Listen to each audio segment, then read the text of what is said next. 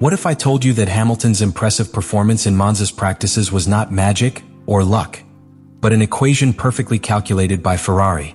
Today we reveal why the SF-25 worked perfectly for the first time throughout the season and how Lewis was able to exploit all its potential. But care, this might not be repeated on other tracks. Stay until the end.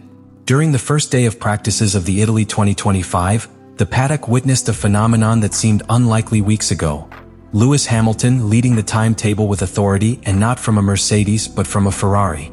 He marked a 1:20,117 in the first free session, surpassing his partner Charles Leclerc by 0.169 seconds. But beyond the number, what really impacted was the way he got it.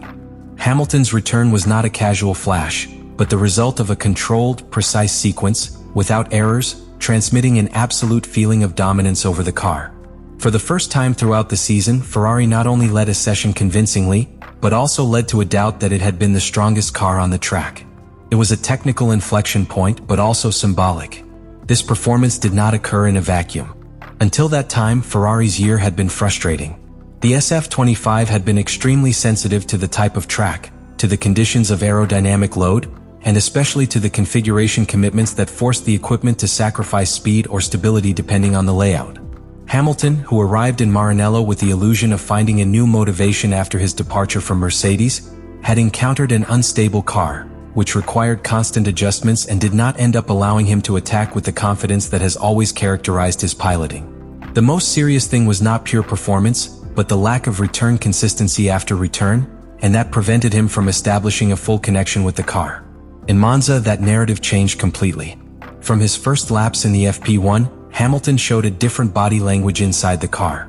Its braking references were more aggressive, the transition between curve passage and acceleration was fluid, and the wear of the tires remained within ideal parameters.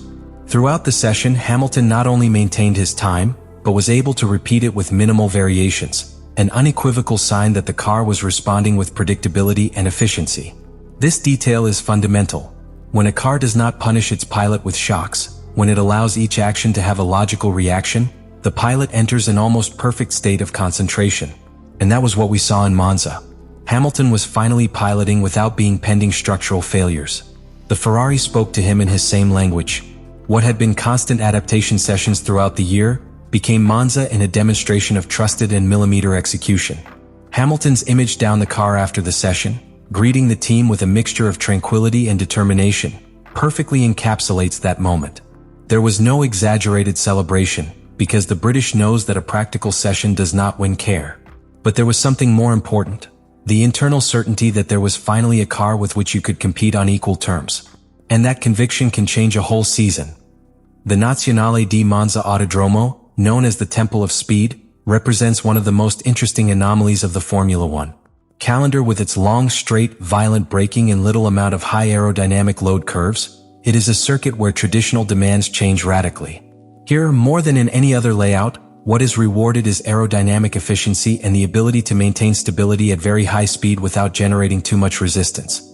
This combination, which can be lethal for certain monoplays with structural imbalances, paradoxically became the SF-25 salvation table.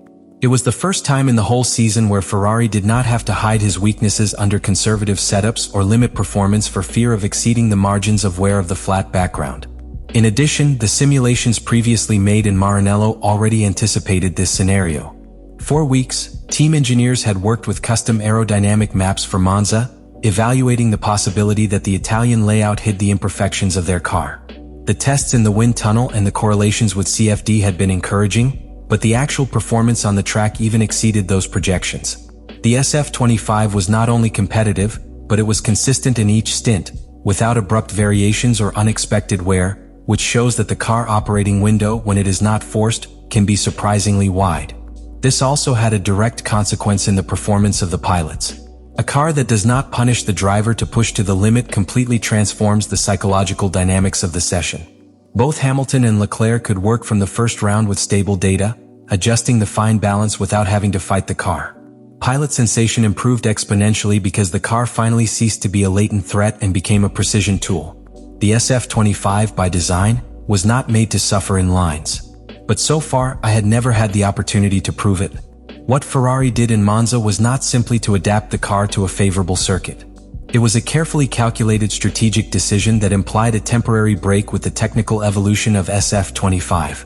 In a maneuver that some in the paddock described as bold and others as desperate, Ferrari chose to rescue components from the SF-24, the car of the previous season, which had demonstrated exceptional competitiveness precisely in this same circuit 12 months ago.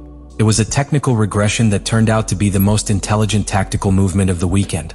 The rear wing and the central beam of version 2024 were reinstated in the SF-25. The new SF-25 package had not yet been able to replicate. Far from being a nostalgic decision, this choice was based on cross-data analysis between seasons, where Ferrari concluded that 2025 aerodynamic advances did not yet offer a clear advantage in low-load circuits. But it was not only an act of recycling. Ferrari combined that retro base with a series of new developments designed specifically for Italy GP. One of them was a rear spill of depowered profile, that is, an intentionally designed piece with less load generation efficiency to reduce the drag in the lines without compromising the stability in rapid curve. This type of solution is extremely specific and only viable in contexts like Monza, where each tenth in the line counts more than the curve grip. The design included a narrower central surface and optimized secondary planes to reduce lateral turbulence, which improved the stability of the rear train without adding unnecessary vertical load. Simultaneously, the front flap was readjusted to generate the necessary balance against a more light rear train. This is not a minor detail. When the rear load is reduced, the car can become nervous in changes of direction or in high-speed braking. Therefore, Ferrari opted for a configuration that redistributed part of the downforce towards the front axis through a flap redesign, expanding its useful surface without penalizing the aerodynamic penetration of the nose. From the first stint in the free, Hamilton suggested that something had changed. His driving style, historically characterized by an aggressive approach in late braking and an extraordinary ability to modulate traction in curve output, emerged again naturally. In other races of the 2025 season, the British had had to compromise that style to adapt to a nervous car, which punished any attempt of aggressiveness with survival or loss of aerodynamic balance. But in Monza, for the first time, he didn't have to fight the car. He dedicated himself exclusively to exploiting it. The 2025 Italian Grand Prix left a powerful image: a dominant Ferrari, a confident Hamilton, and an entire paddock watching with astonishment. But the question that arose immediately after the engines was inevitable. Is this the beginning of a trend, or simply a glorified exception? From the pilot side, Lewis Hamilton himself knows. His statements after Friday in Monza were cautious.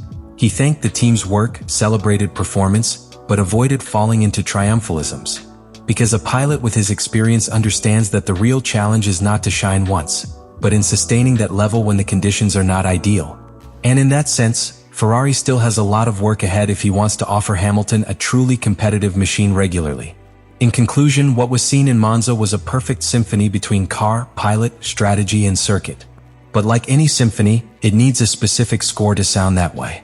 If Ferrari wants this performance not to be a mirage, you will have to redesign your development approach, expand the operating window of the car, and above all, find new ways to adapt without compromising your technical identity. Because if not, Monza will be remembered not as the beginning of a comeback, but as an isolated flash in the middle of a championship full of contradictions. And that raises a deeper reflection. What truly defines a champion car? Is it the one that shines in certain specific scenarios, or the one that maintains a constant performance line, even when the circumstances are not ideal? Monza gave us a version of Ferrari and Hamilton that many thought extinguished. A version that, at least for a weekend, erased any questions about his ability to fight with the best. But we cannot lose sight that this level of competitiveness needs to reproduce under adverse conditions to become more than an anecdote. For Hamilton, this was more than a quick lap. It was the validation that his risky decision to leave Mercedes was not an empty bet. It was a signal that, with the right environment, it remains a decisive factor in any battle for victory. And for Ferrari, it was a demonstration that, when they are bold, when they allow them to think outside the usual development rules, they can build something truly special. And now it's your turn. What do you really think of what we saw in Monza? Do you think Ferrari has finally found the way? Is this the real return of Hamilton or just an ephemeral episode conditioned by a favorable circuit? Leave your opinion below.